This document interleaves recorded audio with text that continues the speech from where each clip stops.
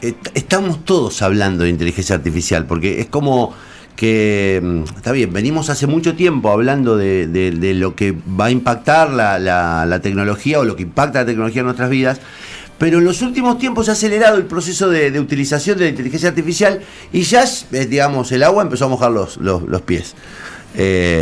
La aparición de un chat, el chat GPT, generó toda una revolución en el mundo, porque empezó a demostrar que la inteligencia artificial está en condiciones de reemplazar un montón de cosas que son estremecedoras. La redacción de un texto, la redacción de una noticia, no sé, la búsqueda de información a una velocidad asombrosa, de verdad nos pone en jaque y digo, ¿hasta qué punto esto está desarrollándose a nuestras espaldas? Y hay gente de Santa Fe que está laburando concretamente en eso, en la Universidad del Litoral, y ha tenido la gentileza de venir hasta nuestros estudios el responsable, el director de la carrera de inteligencia artificial, que se llama Leandro Di Persia. ¿Cómo va, Leandro? ¿Qué tal? Buen día, un gusto estar acá. ¿Sos real o sos no o soy un holograma, bot? nada. No. ¿O sos un bot? Qué fuerte todo esto, lo que está pasando. Sí, Para vos debe ser normal, pero... Sí, la verdad que sí. Yo le comentaba recién, enseño una materia de inteligencia artificial en la carrera de ingeniería informática hace 20 años. O sea que claro, es algo que venimos haciendo. Vos venís viéndolo hace mucho. Hace mucho, sí. Lo que pasa pero es verdad que últimamente, en los últimos días, ha generado un impacto mundial la aparición del chat y la comprobación de que efectivamente hay máquinas que están trabajando casi al nivel de la cabeza humana, ¿no? Claro, lo que ha pasado en los últimos años es que, por una combinación de algunos desarrollos teóricos que permitieron hacer ciertos modelos más poderosos, con un avance tecnológico que nos dio la capacidad de cálculo necesaria para correr esos modelos que son muy grandes. Por ejemplo, si vos pensás en ChatGPT, tiene 175 mil millones de parámetros que hay que ajustar. Es un modelo enorme. Y correr ese modelo requiere una capacidad tecnológica importante, como digamos. Pequeño Google, o sea que, mucho más sofisticado. Lo que pasó en los últimos años es eso. Tuvimos tecnología que permite hacer cálculos muy rápido y en grandes volúmenes, y nos permitieron correr modelos de esa magnitud que antes era imposible, ni lo soñábamos. Entonces, con ese tipo de acceso a esa tecnología y avances en los aspectos teóricos de los modelos en sí mismos, bueno, se están logrando estos desarrollos que, bueno, por ahí uno lo deja medio sorprendido porque... Claro, porque, mira, un poco lo que hablábamos recién, esto no hay forma de evitarlo. Esto ya, digamos, sí, ya forma parte de nuestra realidad, de nuestra economía.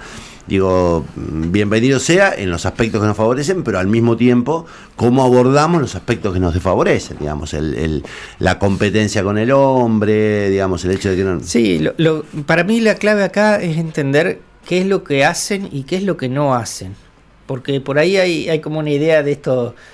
A ver, en los que trabajamos en esto tenemos como objetivo de largo plazo, a futuro, generar algún tipo de inteligencia comparable a la del hombre, pero hoy no tenemos eso. O sea, son pasitos que vamos dando y nos vamos acercando un poquito más o no. Lo que vamos logrando muy de a poco es lograr que una computadora, un software, un sistema realice alguna tarea que hasta ese momento solo la podíamos hacer los humanos, y la realice con una calidad comparable a la de un humano, o incluso a veces un poco mejor. Entonces es como que vamos corriendo la frontera de lo posible en cuanto a lo que pueden hacer las máquinas. Pero de ahí a hablar a una inteligencia estamos a millones de kilómetros. Bueno, pero hay cosas que, impactando en nuestro laburo en especial, que es de algún modo también desde donde te vamos a preguntar algunas cosas, que a mí me impresionan, digamos, por ejemplo, el reemplazo de una voz humana. Digamos, yo grabo un minuto de algo, y mi voz puede ser utilizada para decir 10 millones de cosas. Eso ya es posible. Sí, eso se puede. Sí.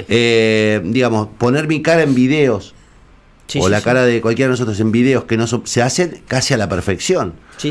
Digo, eso implica un montón de ventajas, pero un montón de riesgos también. También de riesgos, sí. Bueno, de hecho, por ejemplo, para todas esas cosas también se entrenan, por ejemplo, sistemas que detecten si está alterado o no. Por ejemplo... se va generando también, claro, el anticuerpo, digamos. Mirá, por ejemplo, ¿qué pasó apenas salió ChatGPT? Bueno, tendríamos que hablar de qué es ChatGPT. ¿Qué es el ChatGPT? Explicarle a la gente, sí. Acá lo tengo, si querés lo vamos mostrando, Martín, mientras él nos va contando. El ChatGPT tiene dos componentes importantes. La primera, que es GPT, por eso se llama ChatGPT. ¿Qué es GPT? Es un modelo de lenguaje que permite generar lenguaje, discurso, que fue entrenado con textos de millones y millones de fuentes. Entonces permite generar textos de muy alta calidad que vos no podás distinguir que lo generó una computadora. Y sobre ese modelo que permite generar el texto hay otro sistema de inteligencia artificial que es el que permite interactuar. Entonces interpreta lo que vos estás diciendo y genera, usando el modelo de lenguaje que te decía, una respuesta acorde. Y ahí generás un sistema de diálogo. Entonces vos le podés preguntar cosas, te contesta y mantiene la historia de lo que fuiste hablando. O sea, sigue hablando en un hilo coherente como si fuera un ser humano. Un ser humano. Entonces, de hecho, hace muchos años uno pensaba, bueno, ¿cómo decidimos si algo es inteligente o no? Y una de las cosas que se habían planteado era el test de Turing. Entonces Turing decía que si vos lográs generar una máquina con la que podás tener una interacción sin darte cuenta que es una máquina, eso sería inteligente. O sea que podríamos decir que en este momento estaría ChatGPT pasando el test de Turing, pero bueno. Claro. Pero de todas maneras, como te decía, en este momento no consideramos que sea inteligente, no es inteligente, es un modelo que tiene información aprendida de los datos con los que se entrenó. Y tiene una velocidad fenomenal para cruzar la información, digamos. Sí, en realidad no es que cruza la información, eso es algo importante que hay que destacar, porque eso es parte de lo que no hace ChatGPT. ChatGPT no es una base de datos, no tiene información guardada y te recupera la información, o no solo, o no siempre. Lo que es, como te digo, un modelo que genera lenguaje, que aprendió de un montón de textos cómo se debe generar, aprendió solo las reglas para estructurar un lenguaje y que no se dé cuenta, ¿se entiende? Pero no siempre lo que dice es verdad, por ejemplo. Claro. Eso es un problema porque por ahí la gente dice, lo que me diga está todo bien. No. Y te puede decir cualquier cosa y uno tomar decisiones incorrectas porque creyó que dijo algo que lo dio por cierto, aunque no era, digamos. Antes de ir a la carrera en específica, tengo una duda tremenda. Vos dijiste que hace 20 años que das una materia que se llama inteligencia artificial. Hoy lo que conocemos por inteligencia artificial es lo de las caras, crear imágenes humanas que no existen, lo de la voz, el chat GP3. Me puse a buscar cómo estábamos de tecnología en 2003 y vi que usábamos la Play 2, el suertudo que la tenía, el teléfono más vendido fue el Nokia 1100. En 2002-2003, ¿qué había de inteligencia artificial?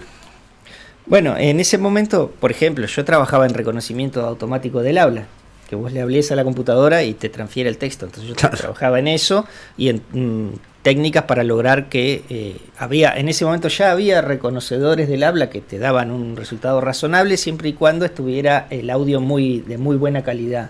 Entonces precisamente yo trabajaba en métodos para mitigar el efecto del ruido o de otros sonidos competidores que apareciera de fondo, cosas así, para mantener el desempeño de reconocimiento del habla. Y eso es inteligencia artificial, pero aplicada en esa área. Y bueno, y yendo ahora a la carrera esta que tienen hasta diciembre para inscribirse, ¿hay algún conocimiento mínimo que uno tenga que tener? ¿Puede de la secundaria pasar directamente a estudiar ingeniería? Viste que hay por ahí, uno va al Balseiro, tiene que tener 2 años de ingeniería aprobados y demás. Acá, ¿cómo es el sistema? Claro, bueno, la inscripción ya cerró y ahora ya están empezando el curso de ingreso.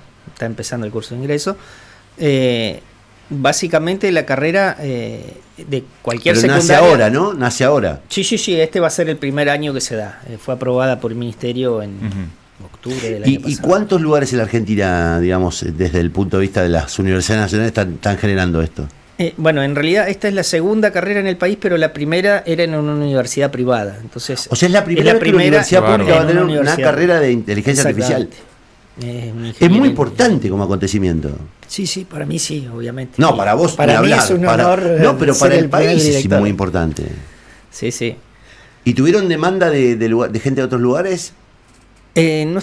No tengo los números de dónde provienen los alumnos. Lo que sí te puedo decir es que tuvimos 238 inscriptos, lo cual es mucho teniendo en cuenta que ingeniería informática, que era la carrera tradicional hasta el año pasado, tenía 350 una carrera que tiene 20 años. Claro. Y esto va a ser una carrera de historia. grado desde el vamos dedicada a la inteligencia artificial. Sí, sí. Tiene una estructura muy interesante la carrera porque tiene un ciclo básico de 3 años, donde son materias bastante parecidas a la de cualquier ingeniería, aunque hay, por ejemplo, el primer año tenemos una introducción a la inteligencia artificial, cosas que ya se vayan poniendo en tema.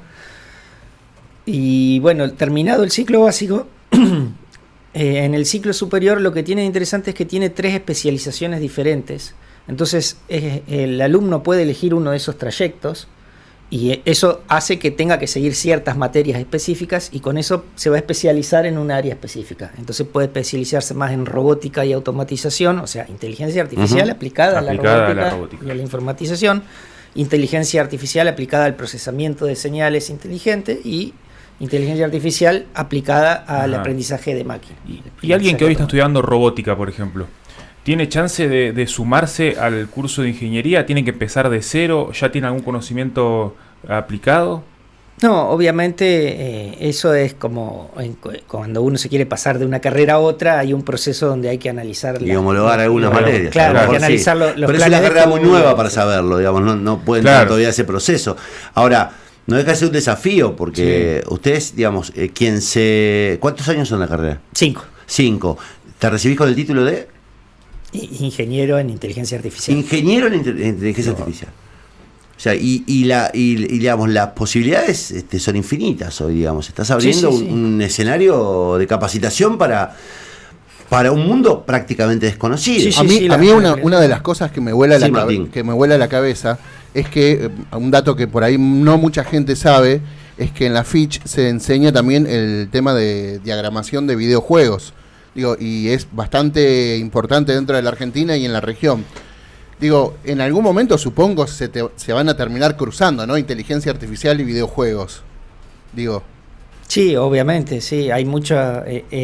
todo el que haya jugado a un videojuego reciente sabe que en algún punto, por lo menos por la propaganda que dice el videojuego, hay algo del motor del juego que usa inteligencia artificial para algo. Así que sí, definitivamente. Claramente, por eso te digo, lo que permite hacer la inteligencia artificial el tipo de inteligencia artificial que se está desarrollando hoy en día es aprender de un problema específico en general de forma automática, a partir de ejemplos. Esa es la particularidad de la inteligencia artificial que estamos haciendo hoy. Claro, yo, digamos, tengo un problema concreto. Quiero, no sé, aplicar inteligencia artificial acá, que, digamos, vaya encontrando formas de iluminación más intensos de acuerdo a la disponibilidad de cámara. Digo, la interconexión de un conjunto de lenguajes que dé una solución automática es más o menos eso, ¿no? Lo que vos necesitas ahí son datos, muchos datos. Por eso también hay mucha confusión con Big Data, por ejemplo. Claro. ¿Qué es Big Data? Y Big Data quiere decir muchos datos. Y bueno, hay un montón con los dispositivos electrónicos que tenemos generamos datos todo el tiempo. El problema es que para entrenar uno de estos sistemas necesitamos datos confiables, de buena calidad, y que aporten al problema en cuestión. Por ejemplo, imagínate que yo quiero, no sé, sacarle una foto a una lesión de piel y ayudar a hacer una aplicación que ayude al médico a decidir si eso puede o no ser una patología específica de la piel. Bueno, ¿qué necesito ahí? Tengo que tener un montón de fotos de las lesiones de piel, que un experto las haya analizado y me haya dicho, mira, esta tiene tal lesión, esta tiene tal otra, esto es normal, esto es un lunar, esto no sé qué. Entonces tienen que estar etiquetadas con la información verídica y correcta. Sí. Sobre ese enorme volumen de datos, que puede ser miles y miles de fotos de eso, yo puedo entrenar un sistema que aprenda solo qué es lo que tiene que prestarle atención en una foto para decidir. Yo sé que va capaz que es reiterativo algunas cosas, pero ¿cómo entrenás una computadora? Porque uno dice, bueno, ¿cómo es? ¿Qué le decís? Pones comilla, esto es psoriasis en la piel y cerrás comilla. ¿Cómo uno entrena? No, precisamente, ese es el cambio de paradigma. Hasta hace unos cuantos años la inteligencia artificial trataba de modelar el conocimiento. Entonces trataba de capturar reglas. Entonces yo le preguntaba al médico, bueno, ¿cómo diagnosticás vos la lesión tal de piel? Y él me decía, ahí le mido acá el diámetro, veo el color, si tiene no sé qué. Y yo eso lo traducía en reglas que había que aplicarle a la imagen. ¿Sí? El paradigma que estamos usando hoy no es ese. Yo no le digo a la máquina, ¿cuáles son las reglas específicas? Yo le digo, es un modelo que tiene un montón de parámetros, son redes neuronales que tienen parámetros ajustables, digamos, es como si fueran botoncitos que vos podés ajustar el valor. Letras y signos que... Y entonces le digo, bueno, mira, toma, todos estos ejemplos de imágenes, todas estas son de tal lesión, todas estas son de tal lesión, todas estas son de tal lesión, y esa entra en un ciclo donde va entrenándose para corregir los errores que comete. Entonces adapta los valores de esos parámetros hasta que para ir reduciendo el error en la clasificación específica. Claro, sí. Entonces, lo que yo programé no es la regla, sino el método de cómo actualizar los parámetros para que reduzca el error, digamos. Es magia, Leandro. Sí, no deja de ser un poco más, digamos, lo que vemos todo el tiempo en nuestras aplicaciones diarias, ¿no? La inteligencia esa que digamos que hace que nos sugieran películas parecidas a las que estamos viendo o que nos armen una playlist con canciones que se asemejan bastante a las que venimos escuchando. Bueno, es interesante eso que decís porque eso es otro tipo de aprendizaje. Yo estaba hablando de lo que se llama aprendizaje supervisado. Cuando yo le digo, mira, tenés este caso y esto es tal cosa, esta lesión es de tal tipo. Eso es supervisado, yo le estoy diciendo, esto debería ser, vos me deberías contestar que es un no sé qué. Sí, es supervisado. Una psoriasis, como dijo él, sí. Claro. En cambio, en ese tipo de algoritmos de recomendación, se hace un aprendizaje no supervisado. Entonces, vos lo que buscás ahí es agrupar entidades, objetos. Yo tengo, por ejemplo, tengo a ustedes en una red social. Entonces, mido cosas de ustedes, mido con quiénes interactuás, qué tipo de noticias lees, no sé, qué productos te interesaron de las propagandas, cosas así. Y tengo información de vos, y también de vos y de un montón de otras personas. Entonces después como que unifico esas personas y trato de buscar similitudes entre los gustos de la gente y los agrupo, armo grupos de gente que tienen gustos similares. Entonces cuando te tengo que recomendar una película a vos, me fijo en la gente que está en tu grupo. O un candidato. Claro, ¿qué película le gustó a la gente de tu grupo? Y te digo, bueno, te puede interesar esta película porque le gustó a gente que tiene las mismas características que vos, o algunas características parecidas a las tuyas. Eso es un aprendizaje no supervisado, porque yo no le dije quiénes iban en qué grupo. Hay algo de lo que a ver si es mito o realidad, vos sabrás responderlo con claridad. Nos pasa con los teléfonos celulares que estando así, digamos, despiertos, prendidos, los dejamos ahí y decimos, che, qué buena está la carpa que compró tal, ¿viste? Sí, yo vi y al rato nos aparecen publicidades de carpas. Sí, ¿Por qué pasa eso? Me ha pasado. No se escucha. Y yo no tengo dudas. No se escucha. Yo no tengo dudas de que es que cuando vos aceptás el teléfono, viste que te dice términos y condiciones, bueno, seguramente que por ahí dice que vas a permitir usar los audios que registre el teléfono. Sí, algo que nadie lee. Algo que nadie lee, pero definitivamente sí, y ni hablar si haces una búsqueda, no sé. Pero eso es inteligencia artificial también. Y automáticamente sale. Pero eso es inteligencia artificial.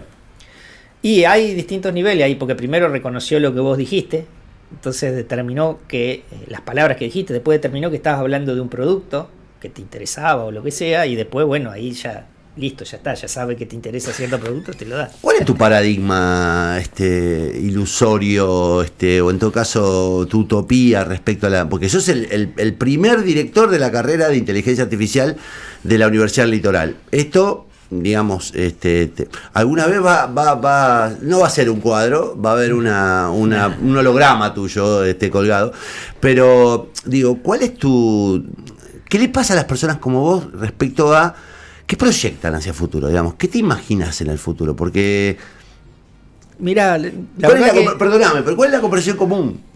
¿Viste? Los supersónicos proyectaron hace 40 años que íbamos a tener teléfonos celulares. ¿Qué sé yo? ¿Qué imaginas vos? ¿Hasta dónde podemos llegar? Y bueno, qué sé yo, no sé, como te decía, nosotros tenemos un horizonte de largo plazo donde decimos, bueno, podemos pensar en tener una máquina con la que interactuemos en lo que se llama inteligencia artificial general, o sea que, porque eso es algo importante que tenemos que distinguir, como todo lo que hablábamos son problemas específicos y eso es lo que está hoy en día disponible. Claro. Vos agarrás un problema y usás una herramienta muy potente y lo lográs resolver mejor. Pero esa herramienta no es general, no te va a resolver otro problema. No, es el caso de, ¿cómo se llaman estos parlantes que han venido nuevos a los que vos le hablás y le decís, Alexa, y eso. Alexa, despertame a tal hora y ellos están programados para determinadas cosas, digamos, no claro. Es que vos vas a poder conversar con ella sobre la profundidad del conflicto en Turquía. Exactamente. Pero bueno, lo que aspiramos en el campo a futuro es lograr lo que se llama inteligencia artificial general, donde el mismo modelo o el mismo sistema pueda resolver múltiples problemas e incluso problemas nuevos que para los que no se han. Vos sabés que yo le pregunté. Pero eso es lo que está lejísimo. Una de las cosas que me preguntaba por ahí era si una inteligencia artificial podría llegar a gobernarnos, ¿no? Y también lo enlacé con un artículo que leí que parte de la solución que había dado una inteligencia artificial para la humanidad era eliminar parte de la humanidad. Sí, bueno, vos sabés que a raíz de eso yo le hice un par de preguntas a ChatGPT. Le pregunté primero si tenía una mirada subjetiva en sus respuestas y una de las cosas que me dice que no, que él era objetivo. Entonces, a continuación, yo le pregunté, le digo, ¿entonces podés sugerir eliminar parte de la humanidad para salvar a la propia humanidad? Y bueno, me dice que no puede sugerir la eliminación de parte de la humanidad para salvar al resto de la humanidad o promover ningún tipo de discriminación o violencia. Mi programación se basa en el respeto por los derechos humanos, la ética, la moral, y estoy diseñado para proporcionar respuestas objetivas y no tomar decisiones que pueden causar daño o perjuicio a cualquier grupo de personas. Bueno, es interesante lo que pasó con ChatGPT por el siguiente motivo. En realidad, cuando recién había salido este sistema, si vos le hacías esa pregunta, probablemente te hubiera dicho que sí. Y bueno, los que lo hicieron detectaron que no era políticamente correcto y le agregaron una serie de filtros que hacen que aparezcan esos mensajes que vos decís. Pero es que es como hay como un sesgo de moral también y de esas cuestiones. Sí, pero no es que el sistema en sí no te pudiera dar la respuesta, sino que le han puesto un filtro arriba que bloquea que no diga esas cosas. Y a ver, por ahí estas cosas me llevan a pensar fantasías de películas. En Yo Robot, por ejemplo, había una inteligencia artificial, que eran los robots que ayudan a las personas, y por una extraña motivo, en realidad por un programador, le da el libre albedrío y rompe las 3 reglas, que eran de no lastimar al otro, de respetar ¿Qué pasa ahí? Bueno, es muy fantasioso como para decir que es imposible. Precisamente, a ver, como yo te dije, todos estos sistemas se entrenan con datos. Ajá. Entonces, el resultado que vos obtengas depende de con qué datos los entrenaste. Eso es un tema que está muy en investigación en este momento. Es el hombre, en definitiva, el que resuelve qué datos carga. Pero genera problemas que no teníamos en cuenta. Imagínate la aplicación que yo te comentaba de lesiones en piel. Ajá. Las lesiones o la respuesta del cuerpo no es igual para los distintos tonos de piel. Desarrollan distintos tipos de lesiones con distinta probabilidad. Claro, sí. Entonces, se está estudiando mucho esto porque estos sistemas pueden tener sesgos. Entonces, ¿qué quiere decir eso? Suponete que yo entrené con una base de datos de toda gente de piel clara. Ajá. Y te puedo garantizar que te detecta un 98% de los melanomas, no sé qué. ¿Y qué va a pasar cuando venga alguien de piel oscura si en los datos no había ningún caso de personas de piel oscura? Probablemente el desempeño no sea el mismo que tenía el sistema con el otro conjunto, pero simplemente porque no lo entrené. Bueno, una de las cosas que pasó una vez con Google fue que pidieron imágenes de afroamericanos y lo primero que mostró fueron fotos de gorilas. Bueno, precisamente eso pasa precisamente por este tipo de problema. Cuando se supone que vos debés tener los datos con los que entrenaste el modelo sean lo más amplio y cubrir realmente la diversidad y todo el problema en general. La humanidad y la naturaleza sigue siendo absolutamente infinita en sus variantes, ¿no? Entonces digo, es imposible incorporar todos los datos, porque estamos hablando de incorporar todos los datos existentes en el mundo. Sí, exacto. Pero bueno, si vos querés hacer una inteligencia artificial que pueda aplicar reglas éticas y morales, le tenés que dar todos los modelos de ética y moral que haya y que se aplican en todas las interpretaciones y todas las culturas. Si no, siempre va a estar sesgado hacia la mayoritaria que haya habido en los datos que vos le diste. Entonces, por eso digo, hay que tener mucho cuidado cuando uno usa esta herramienta, porque realmente hay que saber que son limitadas y que son limitadas por el tipo de información. Y el otro gran problema que tenemos, que también es área de investigación en estos momentos, es que, como yo les decía, estos grandes modelos tienen parámetros que se ajustan. Pero eso para uno que lo mira de afuera son numeritos. Yo no sé cómo está codificada la información, no sé qué información tiene grabada y no tengo forma de saberlo. A diferencia de esos otros sistemas antiguos que yo te comentaba, que uno codifica reglas, en ese caso uno sabía exactamente el camino por el que llegó la decisión porque siguió ciertas reglas. En este caso, te dice, bueno, esto es un melanoma tipo 3. Y el médico dice, ¿y por qué? No tengo ni idea. El sistema dio que es un melanoma. ¿Por qué? Porque habrá encontrado que era muy parecido a los 52.000 casos de melanoma no sé qué cargados. Que tenía. Pero, ¿qué es lo que lo llevó exactamente a decidir tal cosa? No sabemos. Magia. ¿Se entiende? Sí. Claro, Entonces, sí, bueno, es un tema. Además debería tener cargada la historia clínica de todas las personas, saber qué le fue ocurriendo a cada persona. Es una locura, pero de todas maneras digo, es increíble que haya gente pensando en soluciones de este tenor, porque está bien, nosotros nos fijamos siempre como hablaba con Martín, los errores, en las dificultades. Ahora, el impacto positivo que puede tener sobre un montón de áreas es impresionante, es infinito, digamos. De verdad puede llevarlo al hombre a lugares donde nunca llegó. Entonces digo, de verdad es fascinante. A mí me da mucho orgullo como santafesino que sea la primera carrera pública, digamos, en marcha. De verdad, felicitaciones. Es muy saludable, es muy importante para Santa Fe lo que está ocurriendo. Así que gracias por venir, felicitaciones y bueno. Anda avisándonos si va a haber cosas que nos van a modificar la vida, porque eso para cubrirnos por lo menos, para ir sabiendo por dónde esquivarlas. De verdad que es un placer haberte tenido acá y desde ya, bueno, perdón, una de las cosas que no hablamos todavía es de Dalí, que es la plataforma donde... ¿De qué? Dalí, la plataforma donde que también crees de OpenAI, que es la plataforma que crea imágenes a partir de textos. Sí, exactamente. Bueno, hasta hace unos meses era el boom, era Dalí, ahora Dalí pasamos 2. a ChatGPT. Lo interesante de esa aplicación es que es un modelo que se entrenó con 2 tareas en paralelo, o sea, se entrenó. ¿Cómo hace ese tipo de sistemas? Le pone una imagen y le pone una descripción de la imagen, textual. Entonces, decir, bueno, esto es una imagen que tiene un desierto con árboles y animales salvajes. ¿Les puedo mostrar lo que estuve haciendo con Dalí? Sí. Miren esto. ¿Eso lo hiciste vos? Lo hice yo. Yo no, lo hizo la inteligencia artificial, pero con datos que yo le ingresé. Claro, y bueno, uno entrena ese sistema con datos de este tipo, o sea, imágenes y descripciones textuales. Y luego, por los mecanismos que tiene, logra solo a partir de una descripción textual generar la imagen correspondiente. Entonces, bueno, eso es lo que hace esto. Entonces vos le podés pedir, qué sé yo, que te dibujes, no sé, 3 personas en una entrevista radial, pero como si lo hubiera pintado Picasso. Y bueno, es un cuadro de nosotros. Donald Trump y John Lennon. Es decir, no aparecen las caras... Porque podría hacerlo, pero creo que lo hace por una cuestión legal también, ¿no? De que te puedas comer algún... No necesariamente, porque no tiene guardadas, como yo les decía, no tiene guardadas. ¿Programa cómo se llama? La genera. Dalí, es decir, D-A-L-L-E. Dal-E. Dale. ¿Y ese qué es? Dal-E. Mini. O Dal-E. Está el Mini también, el 2. Qué bárbaro.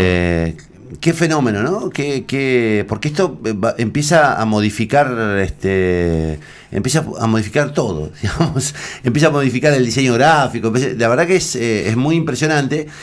Y acá están los desafíos, digamos, cómo el humano tiene que empezar a diferenciar su laburo, el arte, es un desafío constante que le impone la tecnología a la humanidad. Pero está bueno que, repito, era con lo que quería cerrar, que sea justamente nuestra universidad, la Universidad Litoral, la que está trabajando como primera experiencia pública en la provincia, en la República Argentina, de inteligencia artificial. Así que muchísimas gracias, Leandro, por venir. De verdad es un placer y a disposición para difundir lo que necesiten. No, bueno, muchas gracias a ustedes por invitarme y bueno, espero haberlos entretenido y dejarles algunas cosas interesantes. Se llama Leandro Di Persia. Dentro de 100 años va a haber una proyección de... O su mente. Como su mente, como Futurama. La réplica de su mente que va a estar ahí, va a decir, este fue el primer decano de la carrera, el director de la carrera, y habrá nietos nuestros que dirán, ese mi papá lo conoció, mi abuelo lo conoció, le hizo una nota en una radio cuando empezaba. Mientras los humanos nos quedamos con ese tipo de sensibilidades, ellos están proyectando otra cosa. Yo prefiero que elijan por ellos, claramente.